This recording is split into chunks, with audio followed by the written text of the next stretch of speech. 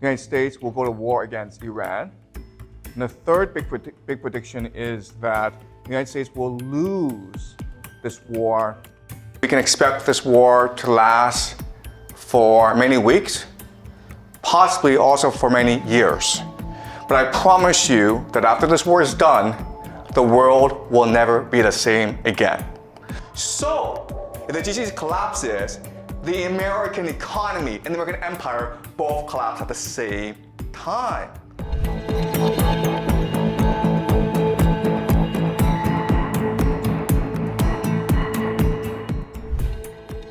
The war between the United States and Iran is no longer just about missiles, drones, or naval fleets.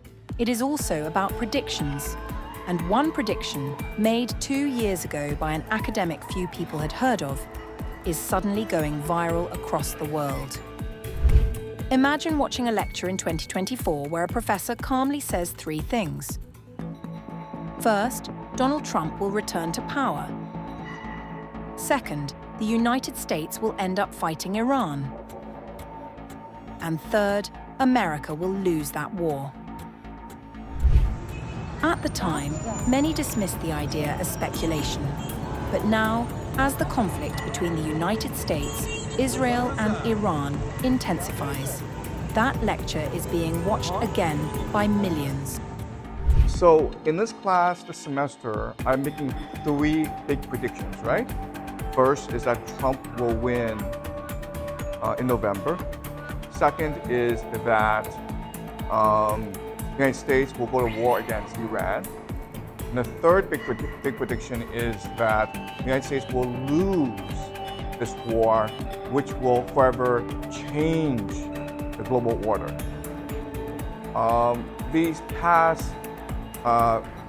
So last class, we looked at one reason why the United States would invade Iran, which is the Israel lobby. And in today's class, we'll look at another reason, which is the defense of empire. America is an empire, and it must defend its imperial status. The man behind the prediction is Professor Jiang Xueqin. Jiang is a Chinese-Canadian historian, educator, and geopolitical analyst known for his series Predictive History, where he uses historical patterns and game theory to analyze global power struggles. He studied at Yale and later worked in journalism, education reform, and international development before becoming widely known online for his geopolitical forecasts. But it was one particular lecture that brought him global attention. In that talk, Jiang argued that the United States might be drawn into a war with Iran under a Trump presidency. More controversially, he warned that such a war could end badly for Washington. His argument was not based on ideology, but on history.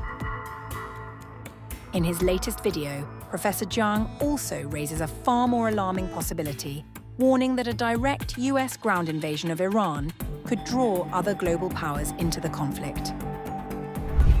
Will America send its army, 500,000, 2 million soldiers, to topple the government? Okay, that's question number 1.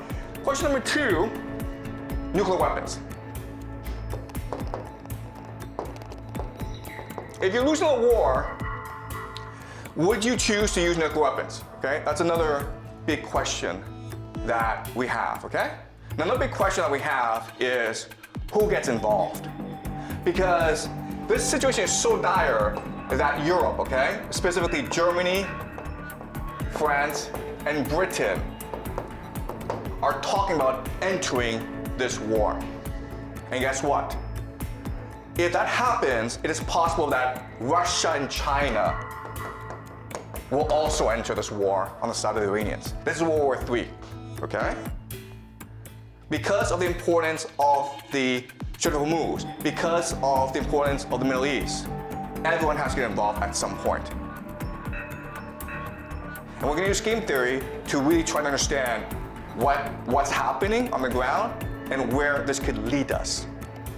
Okay? All right. Jiang pointed out that great powers often struggle when fighting wars far from home against determined regional powers with strong domestic support. In his analysis, Iran's geography, population size, and military resilience could make it extremely difficult for outside forces to achieve decisive victory.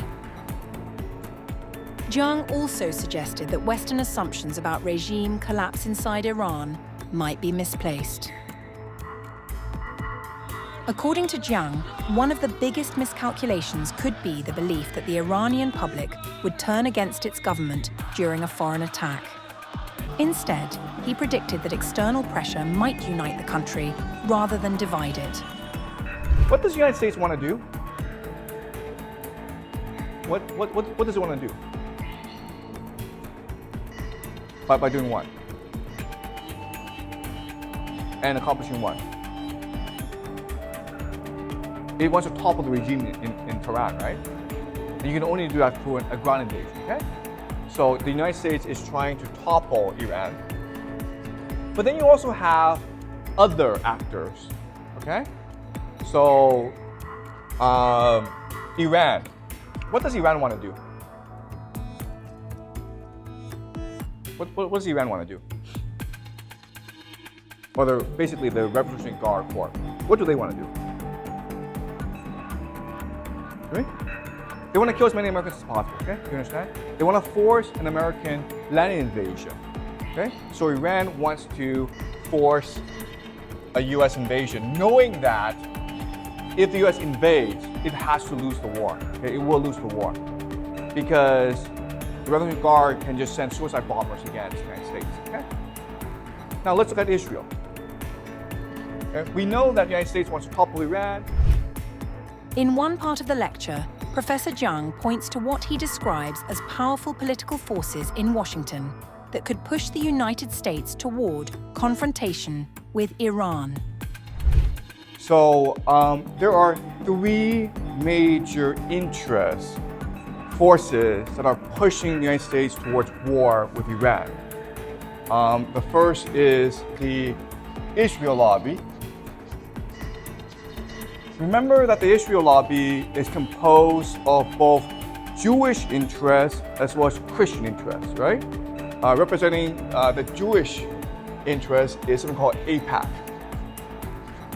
And they have a membership of about 100,000. But they're very wealthy. There are many billionaires in this group. So this group has financial power. Jiang's prediction gained even more attention because two other parts of his forecast appeared to come true. Still, not everyone agrees with Jiang's conclusions. Many military analysts argue that the United States retains overwhelming technological superiority with advanced air power, naval forces, and global alliances that Iran cannot match. Yet even some experts warn that wars against deeply entrenched regional powers can become long, unpredictable, and costly. History offers plenty of examples where powerful militaries struggled to achieve their political goals. That is why Jiang's prediction continues to spark debate. Is it a bold insight into the limits of global power, or simply a provocative theory that gained attention because events happened to move in the same direction? Right now, no one knows how the war will end. But one thing is clear. When historians, strategists, and ordinary viewers revisit that lecture from 2024, they are not just analyzing a prediction. They are asking a much larger question. If the world's most powerful military enters a long war with Iran, what would victory actually look like?